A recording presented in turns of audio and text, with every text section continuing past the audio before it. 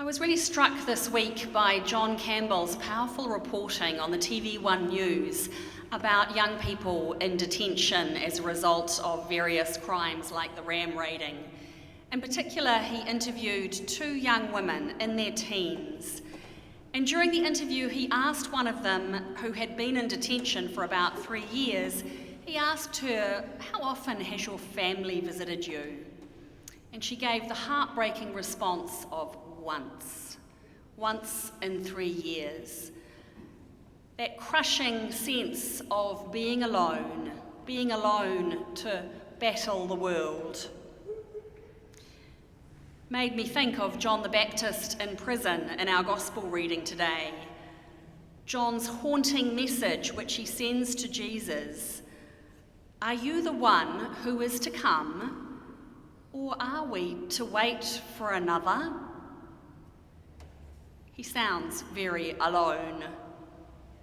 John the Baptist, that fiery prophet who was so full of certainty, who had announced Jesus as the one, who had baptized Jesus and continued to preach about repentance.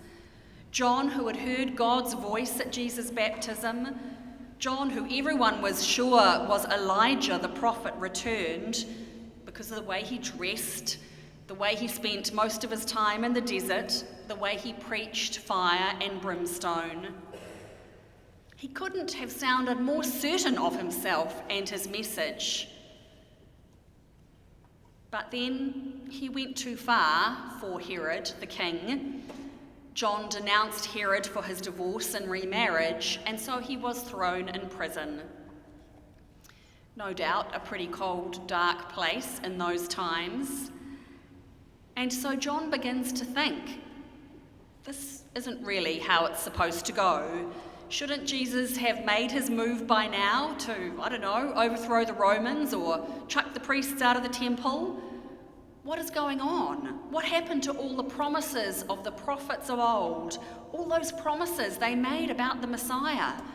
We were so sure. Are you the one who is to come, or are we to wait for another? And Jesus, as usual, doesn't give a yes-no answer, but he does give an answer that John would probably have understood as a yes. Jesus says to the messengers, "Go and tell John what you hear and see. The blind receive their sight, the lame walk, the lepers are cleansed, the deaf hear, and the dead are raised." Jesus is, of course, quoting Isaiah and many of the other prophets, but particularly the Isaiah passage we just heard.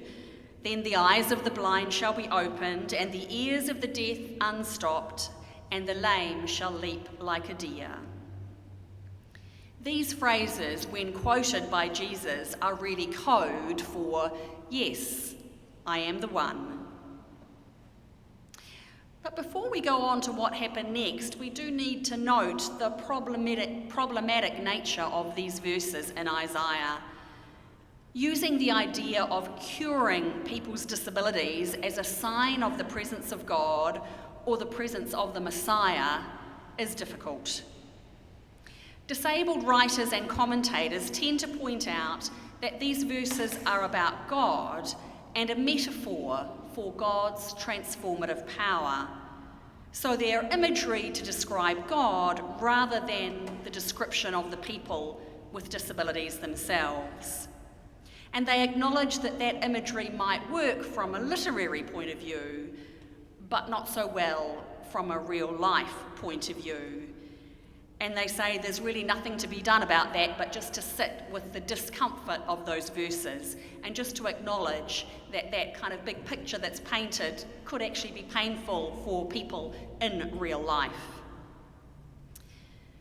So Jesus sends his coded message back to John the Baptist, and we don't know if John received the message or not, but we do know a couple of chapters later in Matthew's Gospel that John is killed at the behest of Herod, and it's a brutal and bloody act.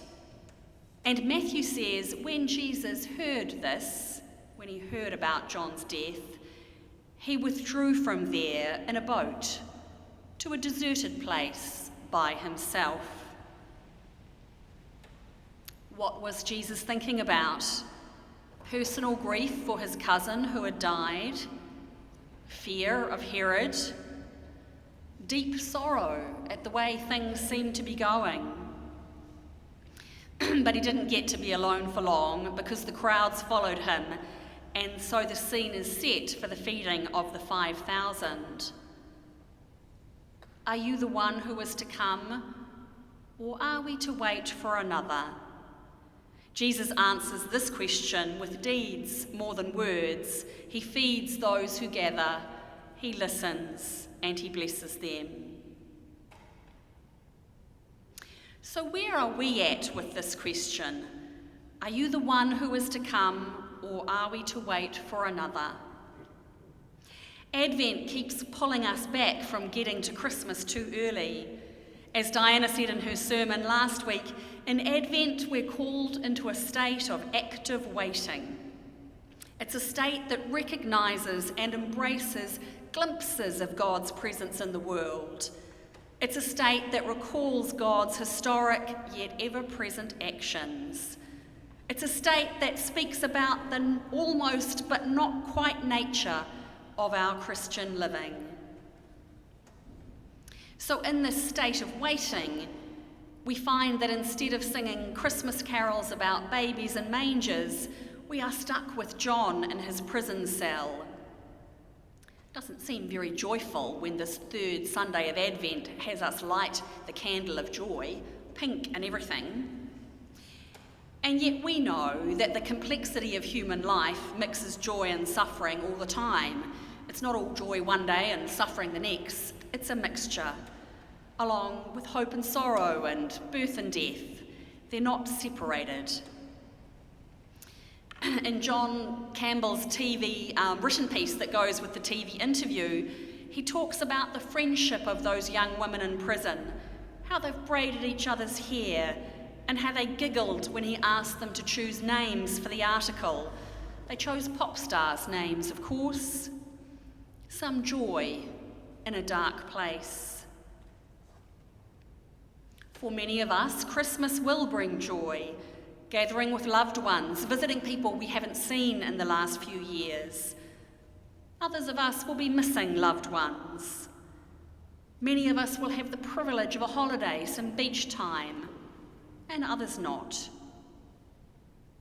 But at Christmas, wherever we are, we will affirm that Jesus has come and that we don't have to wait for another. The challenge then is to live our lives in a way that shows that this affirmation is true. How can we show that we believe that Jesus has come and we don't have to wait for another? There are many, many ways. We could value and support those social workers and teams who work with the young people that John Campbell interviewed. We could believe the best of people and not the worst. We could lift ourselves above the anger and anxiety of public discourse and not let that anger take over our lives and our communities. We could support our medical teams as they continue to work through this COVID pandemic. We could not let despair about the climate or the church or the economy or the pandemic overtake our capacity to hope and to be joyful.